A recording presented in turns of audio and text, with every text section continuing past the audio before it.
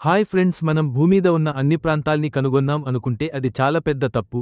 భూమీద ఎన్నో గుహలు మరెన్నో కేవ్స్ ఉన్నాయి. వాటిలో చాలా వాటిలోకి మన మనుషులు ఇప్పటికీ కాలు పెట్టలేదు. కానీ వాటి అన్నిటికన్నా మనకు తెలియని ఒక ప్రాంతం ఉంది. అదే భూమీద ఉన్న మహాసాగరం. మన భూమీద ఉన్న అత్యంత పెద్ద ప్రాంతం లేదా రహస్యమయం అయినటువంటి ప్రాంతం అని కూడా అనొచ్చు. మనం మన మహాసాగరం గురించి 5% మాత్రమే తెలుసుకున్నాము. 95% మహాసాగరాల గురించి మనకు ఏమాత్రం తెలీదు. మహాసముద్రంలోని లోతులో ఎన్నో రహస్యాల గురించి మనకు తెలీదు. ఈ రోజు ఈ వీడియోలో ఆ రహస్యాల గురించి తెలుసుకుందాం.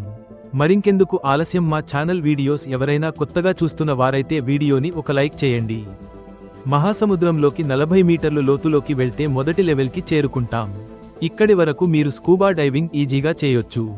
చాలామంది స్విమ్మర్లు ఇక్కడి వరకు మాత్రమే స్విమ్ చేస్తారు.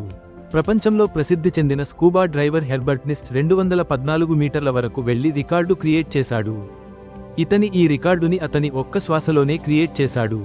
ఈ రికార్డుని మరొక వ్యక్తి హమీద్ గాబర్ 332 మీటర్ల లోతుకి వెళ్లి బ్రేక్ చేశాడు. కానీ దానికన్నా లోతుకి, అంటే దాదాపు 443 మీటర్ల లోపలి వెళ్తే వివిధ సముద్ర జీవులు కనబడతాయి. మనం ఇంతకన్నా లోతుకి, అంటే 500 మీటర్లకు వెళ్తే అక్కడ బ్లూ వేల్స్ కనబడతాయి. ఇది వీటి మాక్సిమం డైవింగ్ లిమిట్. దీనికన్నా ఇంకా లోతుకి, అంటే 535 మీటర్లకు వెళ్తే పెంగ్విన్ల మాక్సిమం డైవ్ లిమిట్. అంటే ఇంతకంటే కిందకి పెంగ్విన్లు డైవ్ చేయలేవు. అంతకంటే ఇంకా ఎక్కువ లోతుకి వెళ్తే మనకు ఏం దొరుకుతుందో చూద్దాం. అంటే 700 నుండి 750 మీటర్ల వరకు పర్మిషన్ లేకుండా ఏ వ్యక్తి అయినా వెళ్లడం చాలా ప్రమాదం. ఎందుకంటే ఈ లోతులో ప్రపంచంలోని అభివృద్ధి చెందిన దేశాలు తమ న్యూక్లియర్ సబ్మరీన్ని అనేక ప్రాంతాల్లో రక్షణ కోసం నిలిపివేస్తారు. ఇంతకన్నా లోతు, అంటే 835 మీటర్స్. ఇది బుర్జ్ ఖలీఫా ఎత్తుతో సమానం.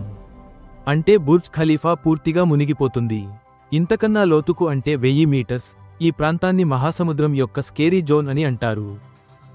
దీనిని స్కేరీ జోన్ అని ఎందుకంటారు అంటే ఇక్కడి వరకు మాత్రమే సూర్యకిరణాలు వస్తాయి. ఇంతకన్నా ముందుకు సూర్యకిరణాలు వెళ్ళవు. ఇక్కడి నుంచి అంతా అంధకారంగా ఉంటుంది. ఇక్కడ ఉండే జీవులు చాలా ప్రమాదకరంగా, భయంకరంగా ఉంటాయి. ఇంత లోతులో ఏ వ్యక్తి అయినా సరే ఏ ఎక్విప్మెంట్ లేకుండా డైవ్ చేయలేదు.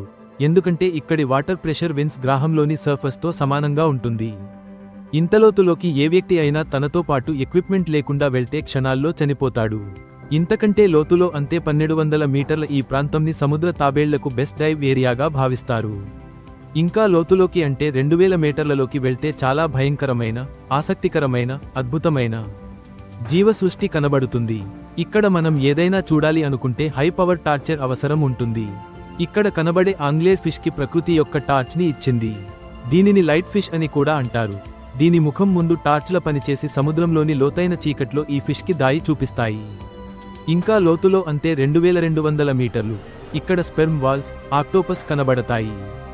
ఇవి సముద్రంలో అత్యంత లోతులో జీవించే జీవులో ఒకటి. ఇంకా లోతుకి, అంతే 4000 మీటర్ల లోతులో ఉన్న ప్రాంతాన్ని వైడల్ జోన్ అంటారు. ఇక్కడ ఉన్న వాటర్ ప్రెషర్ 11,000 పౌండ్స్తో సమానం. అన్ని మహాసముద్రాల అవెరగే లెవెల్ 4200 మీటర్లు. కానీ ప్రపంచంలోని చాలా సముద్రాలు ఇంతకన్నా ఎక్కువ లోతుని కలిగి ఉన్నాయి. సముద్రం నుంచి 6000 మీటర్ల లోతులో ఉన్న ప్రాంతాన్ని హడల్ జోన్ అని అంటారు. ఇక్కడ ఉన్న వాటర్ ప్రెషర్ మనిషి మీద ఒక జంబో జెట్ విమానం పెట్టినంత బరువు ఉంటుంది. ఇంతకన్నా లోతుకి, అంటే 10,916 మీటర్ల వరకు మనిషి మొదటిసారి వెళ్లాడు. ఇంతలోతుకు వెళ్లిన వారు Jacques Piccard and Don Walsh. వీరు ఇంతలోతుకి 1960లోనే వెళ్లి రికార్డు సృష్టించారు. వీళ్లు అప్పటికి అత్యంత టెక్నాలజీ ఉన్న సబ్ మెరైన్ సహాయంతో వెళ్లారు. వాళ్ళు ఆ సబ్ మెరైన్తో అత్యంత వేగంగా అంతలోతుకు వెళ్లడానికి 5.5 గంటల సమయం పట్టింది. అంతలోతులో ఉన్న వాటర్ ప్రెషర్కి అత్యాధునిక సబ్ మెరైన్ అద్దాలు పగలం ప్రారంభం అవ్వడంతో వాళ్లు కేవలం 20 నిమిషాలు మాత్రమే ఉండి తిరిగి వచ్చేశారు. అంతకన్నా లోతు 10,972 మీటర్లు. ఇది ఆకాశంలో ఎగురుతున్న విమానం నుండి భూమీద ఉన్న మనిషికి మధ్య ఉన్న దూరంతో సమానం. విమానం సగటున 10,500 నుంచి 11,000 మీటర్ల ఎత్తులో ఎగురుతుంది.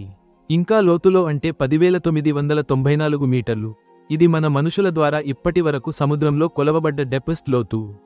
దీనినే ది ఛాలెంజర్ డీప్ అని కూడా అంటారు.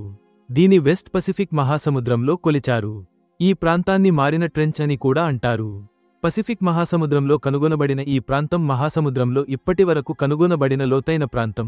కొన్ని సముద్రాలు ఇంతకన్నా లోతు కలిగి ఉంటుందని చెప్తారు. కానీ ఇప్పటి వరకు అలాంటి ప్రాంతాలకు ఇంకా వెళ్లలేదు.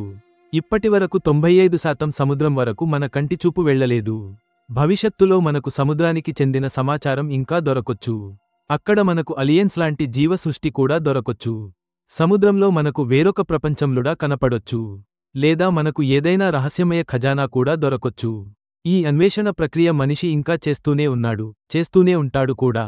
ఈ వీడియో నచ్చితే లైక్ చేయండి, షేర్ చేయండి. ఇలాంటి మరిన్ని వీడియోస్ కోసం మా ఛానల్ని సబ్స్క్రైబ్ చేసుకోండి. నెక్స్ట్ వీడియోలో మళ్ళీ కలుద్దాం. Thanks for watching.